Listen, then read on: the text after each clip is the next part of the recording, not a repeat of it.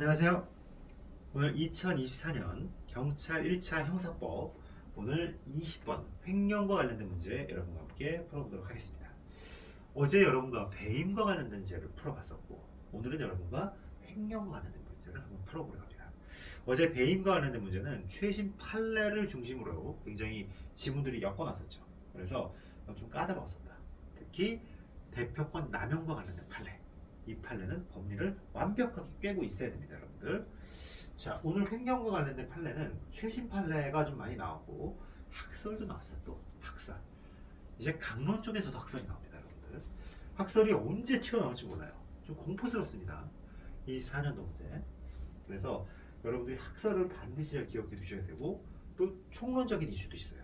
총론적인 이슈도 좀 들어가 있고. 그래서 20번 문제도 난이도가 꽤나 높다. 사실 횡령 배임은 나왔을 때 결코 난이도가 중하로 떨어지는 경우가 없어요. 그냥 상이라고 보시면 됩니다. 고정돼 있어요. 아시겠죠? 어렵습니다. 또 오늘 문제 한번 보시면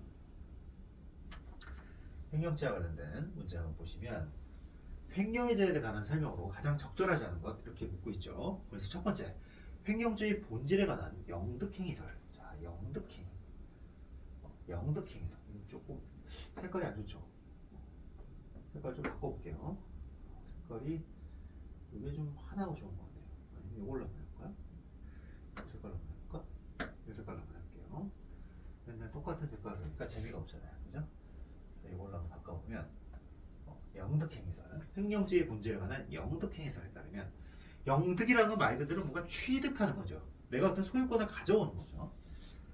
보관하는 재물을 위탁의 취지에 반하여 일시 사용 손괴 은닉의 목적으로 처분하는 거죠. 자, 영득행위설에 따랐을 경우에 영득을 하지 않고 일시사용 손괴 은닉이야. 이 정도에 그쳤어요.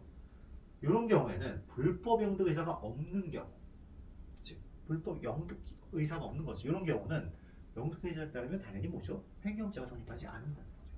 이거 판례를 모르더라도 여러분들이 충분히 맞출 수 있을 것 같아요. 그죠?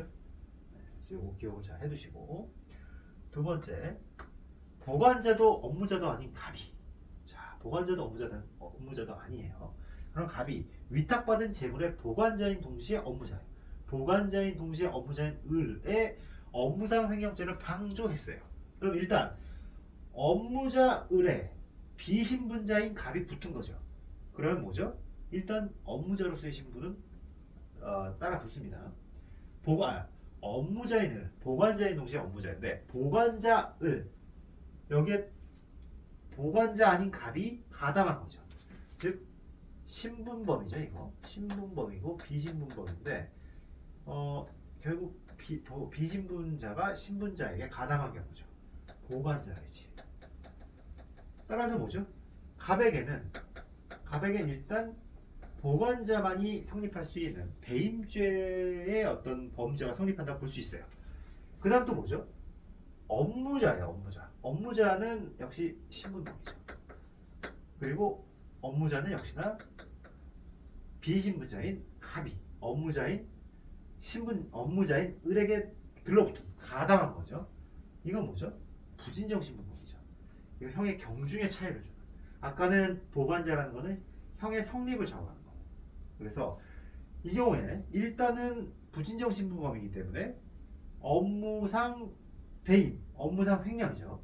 보관자의 지위를 아까 전에 이미 비신분자에게는 부여가 됐고, 그 다음에 그래서 횡령죄의 어떤 정범은 되는 거예요. 근데 업무자라는 어떤 가중적 신분도 들러붙게 되는 거죠. 따라서 업무상 횡령죄가 성립은 되는데 이 경우에 처벌은 어떻게 되죠? 처벌은 업무상 횡령죄로 처벌되는 게 아니라 일반 횡령죄로 처벌된다는 게 판례 입장이죠. 따라서 일단은 지금 묻고 있는 건 뭐죠? 성립에 대해서 묻고 있잖아요. 성립에 대해서 묻고 있으니까 보관자의 지위, 즉 진정신분범의 신분, 이 신분에 비신분자인 갑이 가담한 거기 때문에 일단 횡령죄가 성립이 되고 거기서 더 나아가서 부진정신분범, 형의 경중의 차이를 야기시키는 부진정신분범인 업무상이라는 표현이 이 갑 비신분자에게 부여가 되는 거죠. 따라서 아까 횡령죄 보관자로서 횡령죄가 성립하는데 거기 다시 업무상 횡령죄가 성립하는 거예요. 다만 판례는 부진정 신분범의 경우에는 업무상 횡령죄로 처벌하지 않고 단순 횡령죄로 처벌하게 되겠죠.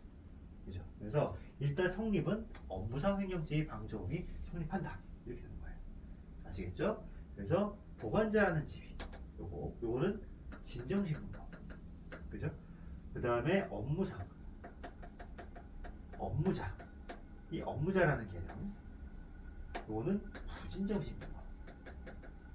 그래서 성립은 과형 이렇게 돼 있고 성립에는 그대로 업무상 횡령죄가 성립이 되지만 처벌은 횡령죄만 처벌된다. 이렇게 되는 거죠. 그리고 보관자진은 그대로 그냥 횡령죄가 그 비신분자에게도 씌워지는 거. 아시겠죠? 2번은 그렇게 이해하시면 될 것 같아요. 그럼 3번. 주주나 대표이사 또는 그에 준하여 회사의 자금의 보관이나 운용에 관한 사실상의 사무를 처리하는 자가 회사 소유 재산을 제3자에게 자금 조달을 위하여 담보로 제공하는데 사적인 용도로 임의 처분했다는 거예요. 이 경우에 횡령죄가 성립하지 않지만 그 처분에 관하여 주총이나 이사의 결의가 있었다면 횡령죄가 성립하죠. 사적용도 임의 처분한 경우는 횡령죄가 성립하지만 그 처분에 관하여 주총이나 이사의 결의가 있었다면 횡령죄가 성립하지 않는다? 아니죠. 이런 어떤 형식적인 절차가 있었다 하더라도 이미 사적 용도로 처분했다면 횡령죄가 성립한다. 4번. 건물의 임차인 갑이 임대인 A에 대한 임대차 보증권한 채권을 B에게 양도했다는 거죠. 임차인 갑이 임대인 A에 대해서 가지고 있는 어떤 채권이 있었는데 이걸 그대로 B에게 양도했다는 거예요. B에게. 근데 채권을 양도할 때 이 양도인이 양도 통지를 해야 되는데 양도 통지를 안 하고 A로부터 남아있던 임대차 보증금을 얘가 그대로 반환을 받아서 보관하고 있던 중 개인적인 용도로 써버린 거예요.